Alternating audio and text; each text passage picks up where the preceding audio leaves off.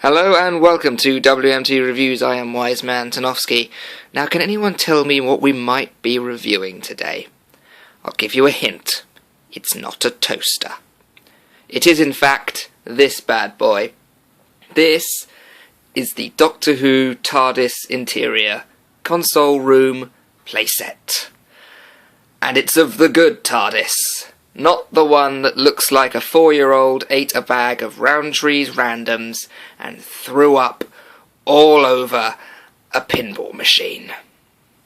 I kind of like that. It's not bad for off the top of my head. This is the TARDIS console room featured in Christopher Eccleston's series and followed by David Tennant. And again in that god-awful... I'm not even going to talk about the 50th, I'm just going to keep... That's a different video. Anyway, welcome to the TARDIS. Now this thing is huge. And very hard to get hold of, I might add. I found it, quite luckily, in my Woking branch of Assimilate this. It was in the window. It was in there for £100, and I was like, well, if it's £100, it's not staying there, it's coming home with me.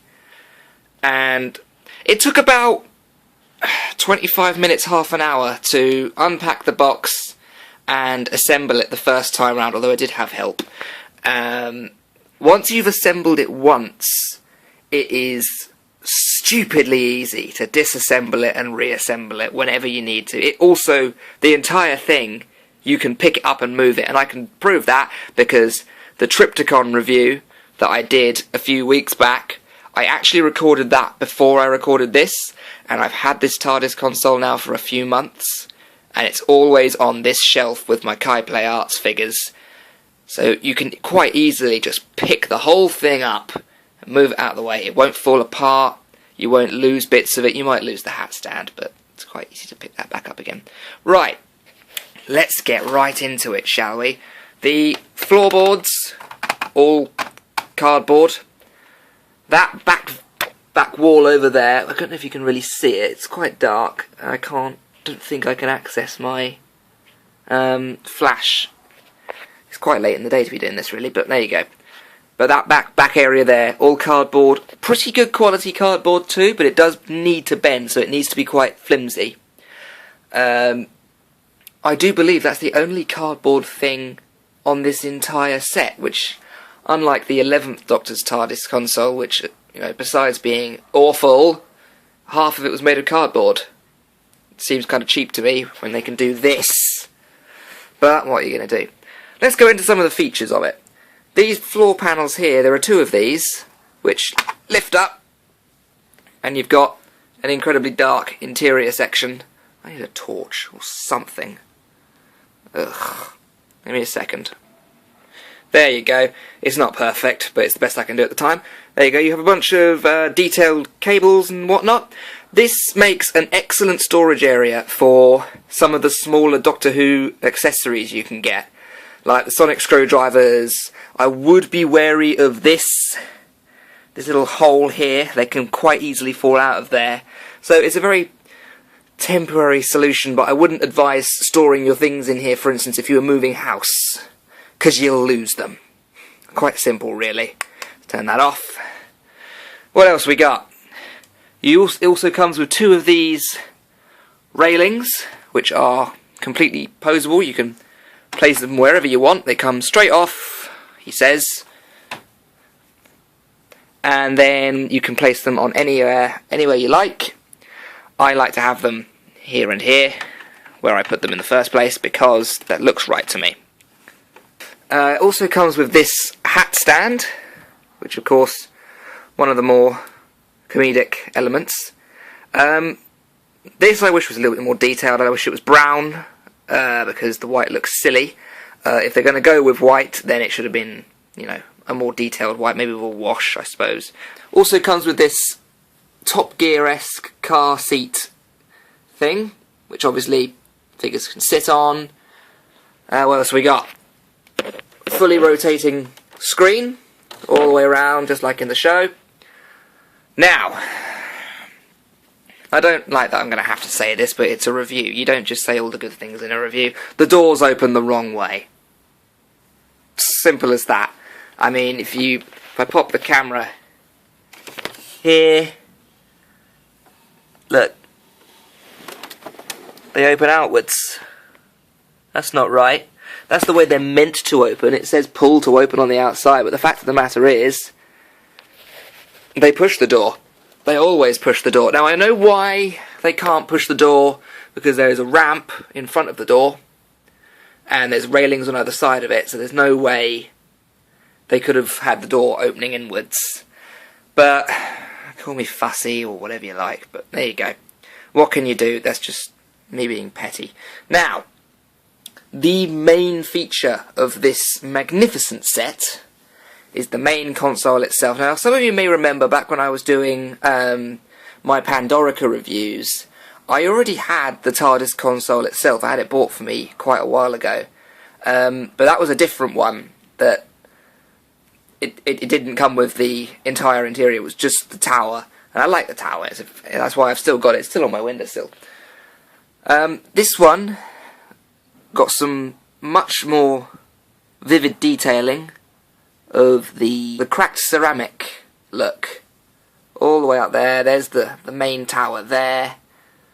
The rings at the top. This whole thing does this. Observe and be amazed.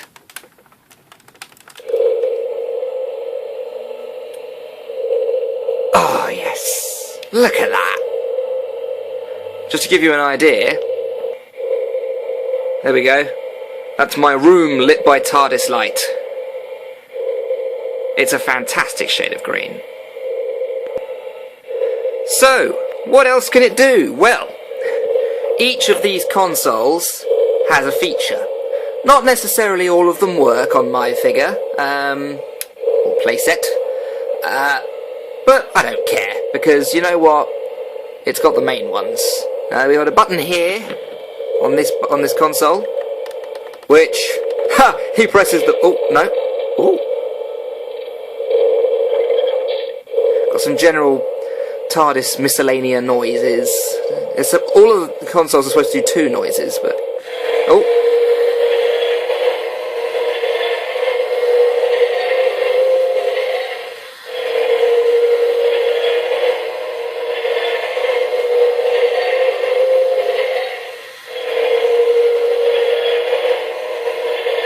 Mummy, make it stop.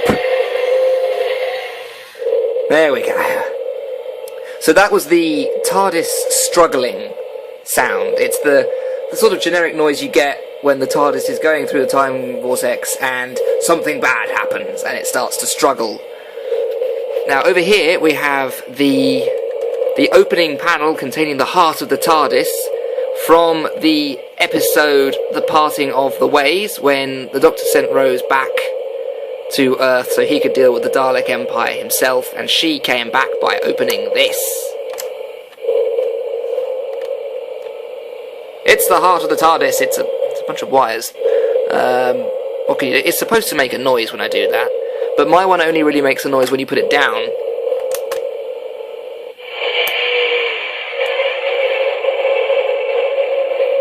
Sort of TARDIS-y noise there. Let's see if I can make it do the other one. Open, no noise, close. Sonic screwdriver noise.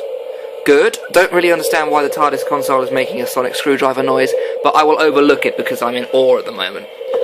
Now, if we come round here, where's the button on this console?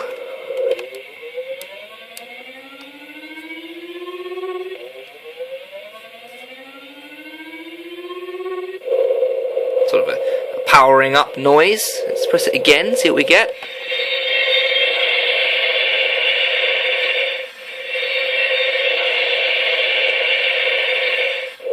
Sort of another strange, struggly noise. This is the one that doesn't work on my console, as it turns out. Around the back here, I'm not even going to try and get the camera around there, nor am I going to try to rotate this thing. Anything? Or is that one not a button on it? I thought they all had buttons on them. Oh no, wait, I'm being a fool. The final console its button is not on the console itself, it's on the side because it's the telephone, and the telephone does this.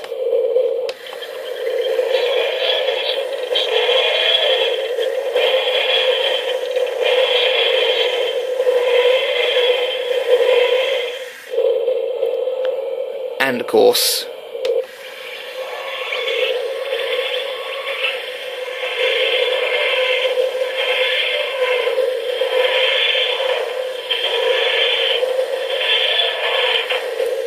that noise just ignites the fanboy in me. It's fantastic.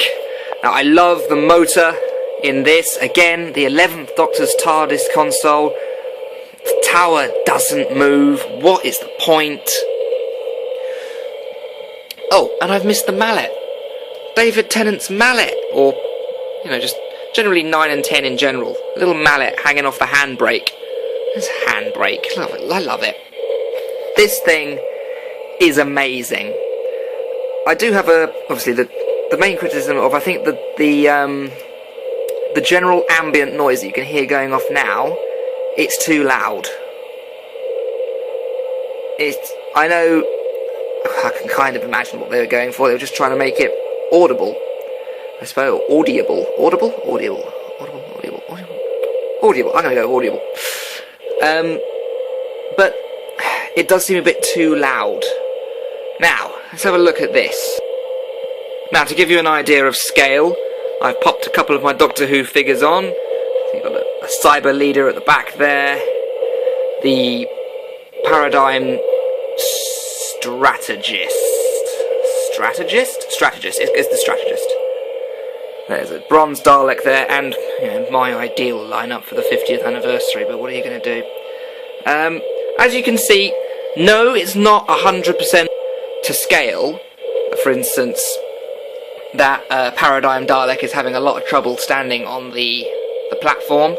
The bronze Dalek kind of fits, but if you recall from the episode I mentioned earlier, there was a Dalek inside the TARDIS when it materialised around it, and there was a lot more room. I imagine it would have gone back there somewhere. I think that's where they shot it. Anyway, it's not 100% to scale, but I think it's just enough to scale. So, I'm going to have to turn that noise off now, and I'm going to get these figures out of the way. So give me a moment, I'll be right with you. Okay, something I should just point out is something that I haven't noticed before, but the TARDIS console just turned itself off after idling for, I believe it was idling for about 10 minutes. The time it took me to set it up with the figures, and then remove the figures from the set, and then pick up the mess when I trashed my Doctor Who display. Just to put an image in your head, any Doctor Who character that isn't on wheels just fell over on my Doctor Who display.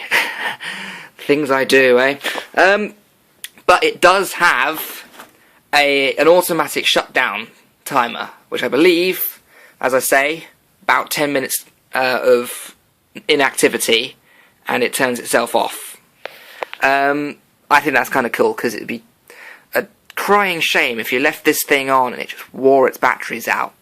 Anyway, as you can see, it was very interactive with the other figures. Obviously, if I had more to hand, but they're all on the floor at the moment. I'm going to have to tidy that up. Oh, cybermats everywhere. Oh, those little buggers. Anyway, this is amazing. And as a result, because it's only got a couple of things wrong with it, I'm going to give it my highest Orsometer rating to date. This bad boy lands itself a very strong 8.5. Obviously deducting points for the door opening in the wrong direction. I think that was it. Give me a moment, there's got to be something else. Oh yeah, there was something else. This back section here, I don't think there's enough of it. I mean, where's my torch gone? Give me a moment. That back section over there with the round things, I don't think there's quite enough of it. Now, I know why there is only that one section, because it opens up the rest of the TARDIS area for any number of kids to play from it from any different angles. So, what I would like, preferably, if it were up to me, would be some kind of either have more of it available to cover up that back area, since I never play with it from that side anyway, I always play with it from this side, so the door is visible from over there, and I've got the main bit of the console here. I might swivel it around a bit every now and then so that the main noise button is at the front, but it annoys me because that's not accurate, that's not where it goes in the show. I'm just a bit OCD when it comes to that. Ideal world, I'd like to be able to rotate the thing round, but I'm being fussy. 8.5 on the orsometer for the TARDIS console playset. Nothing left for me to say really, apart from I've been Wiseman Tanofsky. This was the TARDIS console playset. If you've seen anything you wish to be reviewed in future, let me know, and I shall see to it. Have a nice day now. Ta-ta.